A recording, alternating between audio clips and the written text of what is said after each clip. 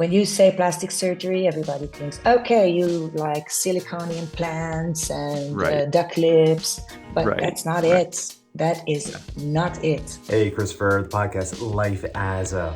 Are you someone who's interested in the field of medicine, but just not sure on any particular specialty? Well, as you just heard, the field of plastic surgery offers so much more than what most people would initially consider. How do I know? Well, I had a wonderfully insightful conversation with a board-certified plastic surgeon who was kind enough to break down not only her work, but the field as a whole. In this conversation, we dive into it all, including a day in the life, what makes plastic surgery unique within the medical sector, some hidden insights, and a bunch more. So buckle up and get ready. We're about to get into this. But before we do, we'd love that like, subscribe, comment, any of those things help a small channel such as this. All right, well, I hope you enjoyed the episode. Plastic surgery is different. It's different in the hospital where you also treat the road accidents and you treat the burns, the major burns. You treat soldiers, civilians during war. It's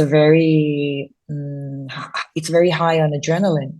But if you are all just aesthetic surgery on the private practice, then you have none of that. Right. So even in the same specialty, you always get to choose the way you want to live your profession.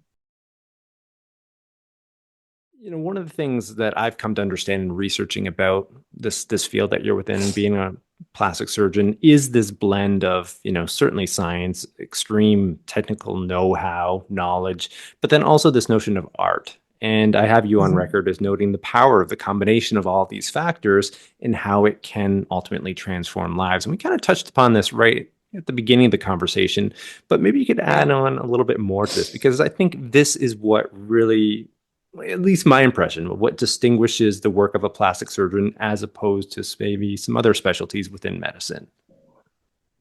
Yeah, this is one of the things I really love and enjoy about my profession, that every surgery is different, same as every patient is different.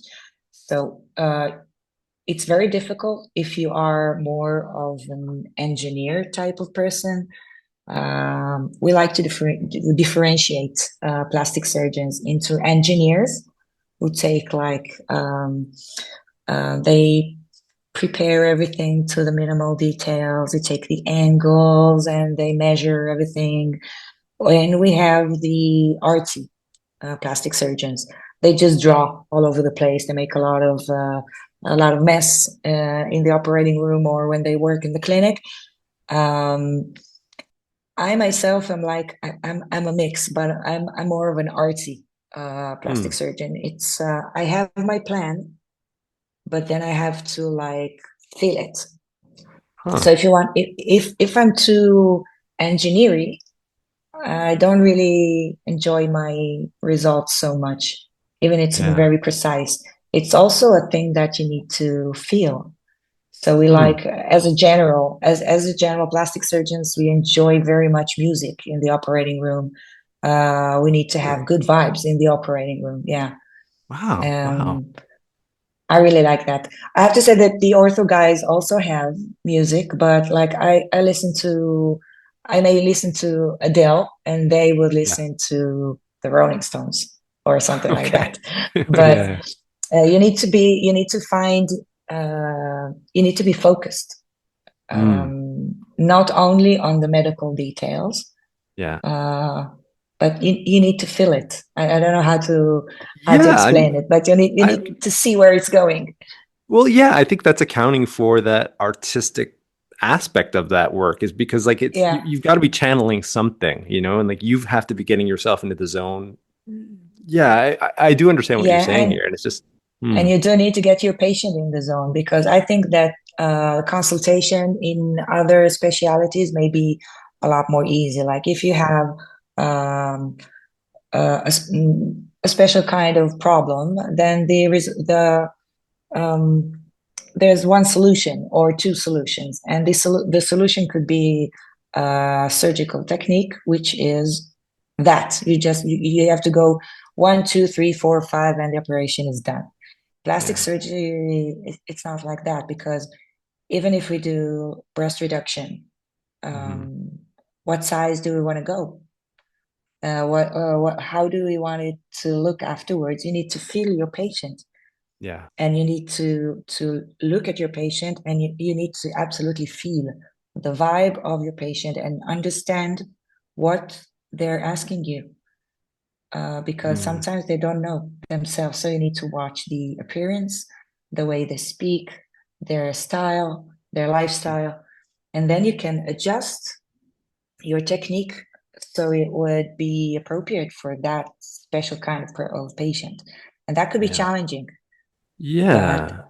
I would think so. I I mean, you're think probably gathering some of that in your consultation when you're speaking with them and they're absolutely, visualizing what they're after. But then also this other side that's kind of interesting to me is the things that you're picking up that maybe they're communicating non-verbally of just who they are as an individual and trying to like absolutely. take all of this in to be able to come up with an idea or a plan of, ultimately pleasing that person and doing your job well.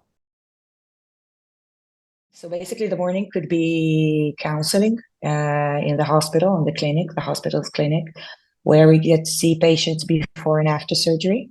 We can consult on scars, hypertrophic scars, keloid scars, um, wound treatment, a lot of chronic wounds that we treat, and burns, major burns. They come into the plastic surgery department, and we see them ambulatory in the clinic. So that would be until midday or early afternoon. And a day like that afterwards, normally you go to your private clinic to see your private patients, because Yeah. you can't see them in the hospital. Hmm. So private practice is also post-op, pre-op consultations. I do a lot of aesthetic injectables, botulinum toxin, and hyaluronic acid, fillers, thread lifting sometimes. Mm. It's busy. I'm keeping Yeah. busy. I think that in the year that you're doing rotations in the hospital, Hmm. um, it could be a good opportunity to look around you. And one of the things that I did myself was looking at the seniors. Don't look at the Hmm. residents, because residents, they're exhausted. They look awful. And that's just the way it is.